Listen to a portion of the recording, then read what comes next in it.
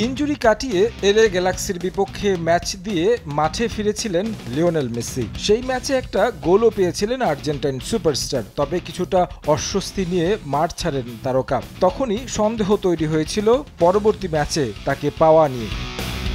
Leagues কাপের quarter final হলেও ঝুঁকি নেয়নি Inter Miami. Mexican club Tigers UNAL এর বিপক্ষে মেসিকে ছাড়াই মাঠে নামে দ্য হিরন্স।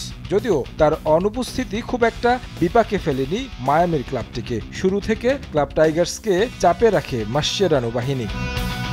গোলের জন্য অপেক্ষা করতে হয় 23 মিনিট পর্যন্ত। ডি বক্সের ভেতরে হ্যান্ডবল করে বসেন ক্লাব টাইগার্স ফুটবলার। পেনাল্টি দেন রেফারি। স্পট কিক থেকে মায়ামির হয়ে স্কোর করেন উরুগুয়ান তারকা লুইস সুয়ারেজ। 1-0 লিড নেয় দ্য হিরন্স।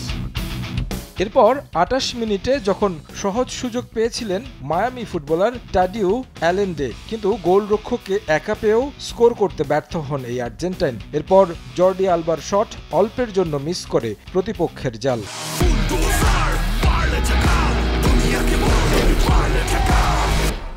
সুযোগ এসেছিল ক্লাব টাইগার্সের, কিন্তু লক্ষ্যে রাখতে ব্যর্থ মেক্সিকান ক্লাবটি। সমতায় ফেরার সুযোগ মিস হয় তাদের। প্রথমার্ধে সুযোগ তৈরি করলেও গোলের দেখা পায়নি কোনো দল।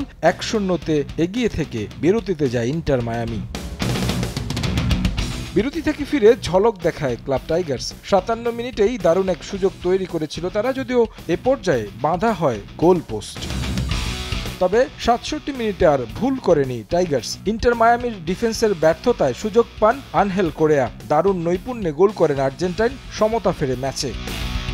ম্যাচ যখন 1-1 শেষ হচ্ছিল তখন আবারও ডি বক্সে হ্যান্ডবল করে বসেন টাইগার্স ফুটবলার। স্পট কিক থেকে স্কোর করেন লুইস সুয়ারেজ। 2-1 জয় নিশ্চিত হয় ইন্টার মায়ামির। এই জয়ের সঙ্গে লিগস কাপের সেমিফাইনাল নিশ্চিত করল মাসচেরানো শিষ্যরা। ফাইনালে ওঠার লড়াইয়ে তাদের প্রতিপক্ষ অরল্যান্ডো সিটি। তারেক হাসান শিমুল, সময় সংবাদ।